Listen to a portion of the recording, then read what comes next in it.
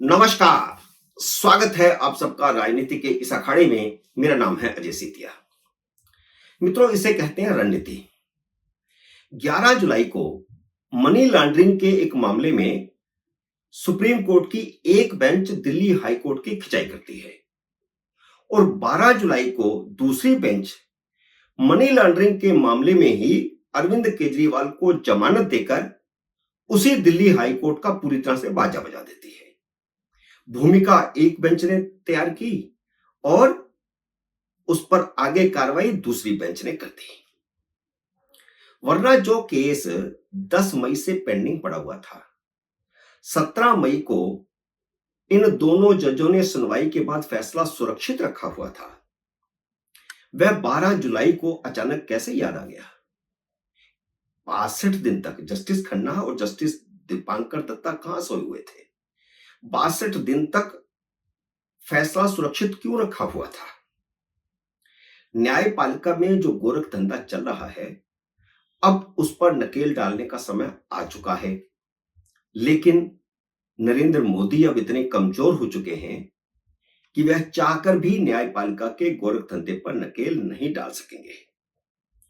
यह कई बार साबित हो चुका है कि कॉलेजियम सिस्टम से नियुक्त परिवारवादी जजों और परिवारवादी वकीलों की साठगांठ से प्रभावशाली लोगों से खास रियायत बरती जाती है। जस्टिस दत्ता और जस्टिस खन्ना, इन दोनों जजों के पिता भी जज थे और केजरीवाल के वकील अभिषेक मनु सिंघवी के पिता लक्ष्मीमल सिंघवी भी बड़े वकील हुआ करते थे। इन दोनों जजों के सामने अभिषेक मनु सिंघवी ने अरविंद केजरीवाल की गिरफ्तारी को चुनौती दी थी। सुनवाई के दौरान ही इन दोनों जजों ने केजरीवाल को 20 दिन की अंतरिम जमानत दे दी थी। हालांकि केजरीवाल ने जमानत मांगी नहीं थी। तब इन्हीं दोनों जजों को लोकतंत्र खतरे में लगने लगा था, क्योंकि चुनाव था, इसलिए केजरीवाल को चुनाव प्रचार के लिए भेज दिया। बिन मांगी जमानत दे दी। केजरीवाल को अंतरिम जमानत की देश भर में आलोचना हुई थी, इसलिए अंतरिम जमानत बढ़ाई नहीं गई और यह फैसला 17 मई को ही कर लिया गया था। ये जज खुद बता रहे हैं।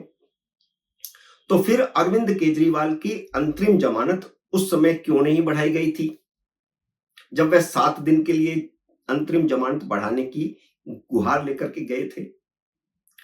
तब उन्होंने याचिका लगाई थी कि उन्हें मेडिकल जांच के लिए 7 दिन की जमानत बढ़ा दी जाए, लेकिन सुप्रीम कोर्ट तक ने मना कर दिया था। शायद तब वकेशन जज पब्लिक रिएक्शन से डरे हुए थे। अब भी बिना मांगे केजरीवाल को अंतरिम जमानत दी गई है। केजरीवाल गिरफ्तारी को चुनौती देते हैं और जज उन्हें अनिश्चित काल के लिए अंतरिम जमानत दे देते हैं। यह न्यायपालिका में हो क्या रहा है? पहले से तय लग रहा था कि गिरफ्तारी को चुनौती का मामला 3 जजों की बेंच को जाएगा। इन दोनों जजों ने 10 मई को जब केजरीवाल को अंतरिम जमानत दी थी, उसी समय ही यह बात कह दी थी कि यह बड़ी बेंच को जाएगा मामला, इसलिए समय लग सकता है, इसलिए अंतरिम जमानत दे देते हैं। लेकिन 62 दिन तक इन दोनों जजों ने अपना फैसला दबाए रखा। चीफ जस्टिस को 3 जजों की बेंच बनाने को नहीं कहा। क्यों? इस सवाल का जवाब तो देना पड़ेगा। अब जब 15 जुलाई को दिल्ली हाई कोर्ट अरविंद केजरीवाल की जमानत पर फैसला करने वाली थी और संकेत साफ थे कि हाई कोर्ट न्याय बिंदु की ओर से जल्दबाजी में दी गई जमानत को रद्द कर देगी, तो सुप्रीम कोर्ट के इन दोनों जजों ने 3 दिन पहले ही आनन फानन में केजरीवाल को अंतरिम जमानत दे दी। वह भी तब तक जब तक 3 जजों की बेंच गिरफ्तारी की वैधता पर फैसला नहीं सुनाती। कब होगा फैसला पता नहीं। इसे कहते हैं जुगाड़ और इसे कहते हैं अभिषेक मनु सिंघवी। हाई कोर्ट के फैसले से पहले ही सुप्रीम कोर्ट ने हाई कोर्ट की बैंड बजा दी। 11 जुलाई के वीडियो में मैंने यही कहा था कि केजरीवाल की जमानत की भूमिका तैयार हो गई है।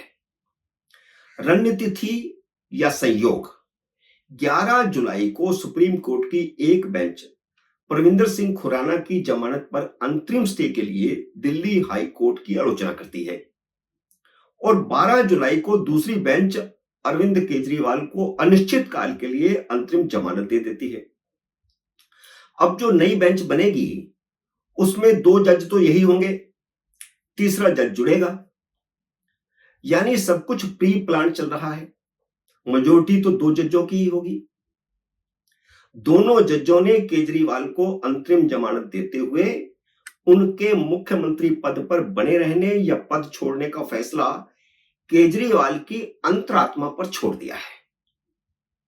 लेकिन केजरीवाल की अंतरात्मा होती तो वह उसी दिन इस्तीफा दे देते जिस दिन उन्हें गिरफ्तार किया गया था। 75 साल तक देश में यही परंपरा चल रही थी। उस परंपरा को केजरीवाल ने तोड़ दिया। उनकी अंतरात्मा की बात सुप्रीम कोर्ट के जज क्या करते हैं? हालांकि केजरीवाल सुप्रीम कोर्ट के इस फैसले के बाद भी जेल में रहेंगे, क्योंकि उसी शराब घोटाले में उन्हें सीबीआई भी गिरफ्तार कर चुकी है। अब जब तक सीबीआई वाले मामले में जमानत नहीं मिलती तब तक वह बाहर नहीं आ सकते। आज ही राउस एवेन्यू की सीबीआई कोर्ट ने केजरीवाल को 25 जुलाई तक न्यायिक हिरासत में भेज दिया है। राउस एवेन्यू की ईडी कोर्ट केजरीवाल के खिलाफ चार्जशीट का संज्ञान ले चुकी है। 12 जुलाई को उन्हें कोर्ट में हाजिर होने को कहा गया था, लेकिन जनता से मुंह छुपाने के लिए केजरीवाल जेल से ही वर्चुअल पेश होने की इजाजत मांग ली। वह वर्चुअल पेश हुए, उन पर लगे चार्ज सुना दिए गए हैं उन्हें। लेकिन एक बात और, जैसे ही 3 जजों की बेंच बनेगी वैसे ही ईडी इन 2 जजों की बेंच के अंतरिम जमानत के फैसले को चुनौती देगी और मामला तो फिर लटकेगा। जेल से बाहर केजरीवाल आसानी से आने वाले नहीं है। मित्रों, उम्मीद है मेरा यह वीडियो आपको पसंद आया होगा। इसे लाइक और शेयर कीजिए। अगर आपने मेरे YouTube चैनल को अब तक सब्सक्राइब नहीं किया तो कृपया सब्सक्राइब करके अपना आशीर्वाद दीजिए। जल्दी मिलते हैं अगले वीडियो में किसी अन्य विषय के साथ। तब तक नमस्कार।